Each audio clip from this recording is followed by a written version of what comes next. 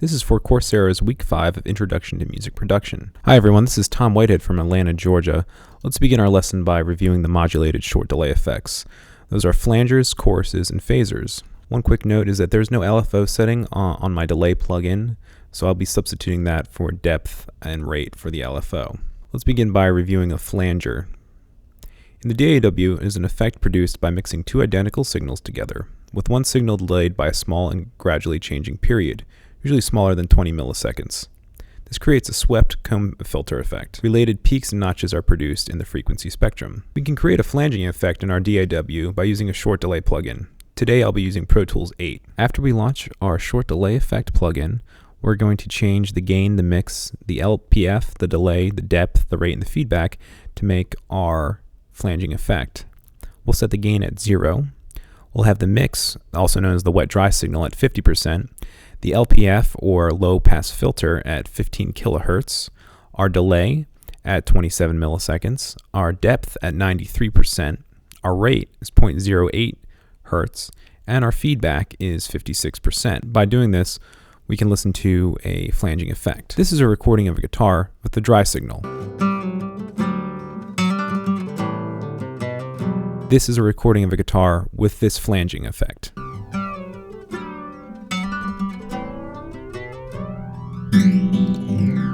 Now, by changing the values on the gain, the mix, the LPF, the delay, the depth, the rate, and the feedback, we're going to change the way that the flanger sounds. So let's begin by changing the delay. The delay sets the delay time between the original signal and the delayed signal. Our delay time was originally at 27 milliseconds, and let's change it to 7.7 milliseconds and see how that sounds.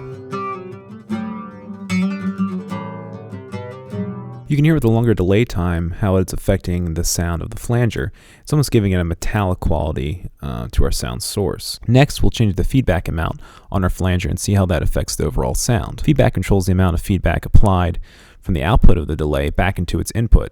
It also controls the number of repetitions of the delayed signal. Negative feedback settings give a more intense tunnel-like sound to flanging effects. It was originally set at 56%. Let's bump it up to 90%.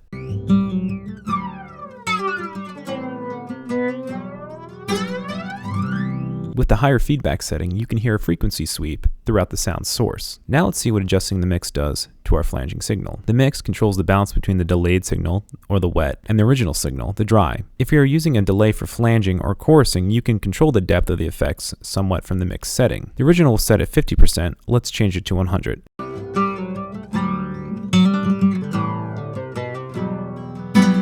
We no longer hear the dry signal by itself, but only the wet or flanged signal. Now let's review what changing the rate does. The rate controls the amount of modulation of the delayed signal. It was originally set at 0.08 hertz. Let's change it to 2.01 hertz and see what that does.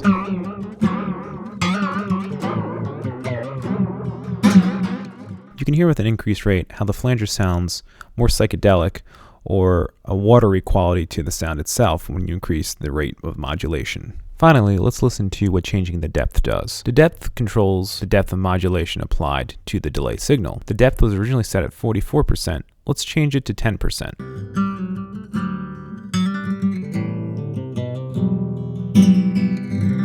You can really hear the difference when we knock down the rate of depth in our flanger.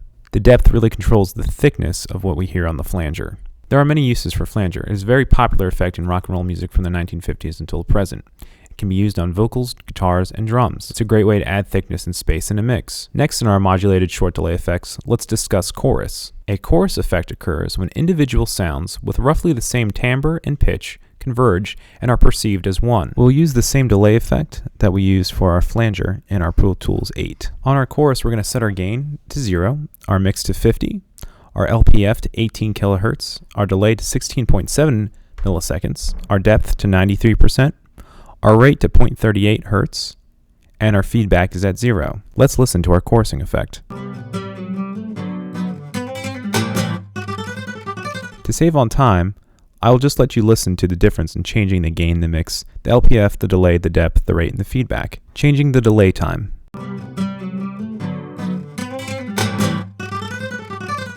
Changing the feedback. Changing the mix. Changing the rate.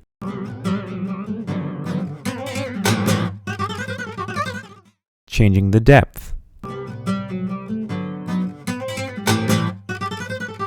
Courses are a great use for classical stringed instruments, vocals, and guitar. It gives a doubling effect to a solo recording, can be used in mixing to make a mono mix into a larger stereo field, and can help clean up masking or muddy mixes. Thank you very much for watching.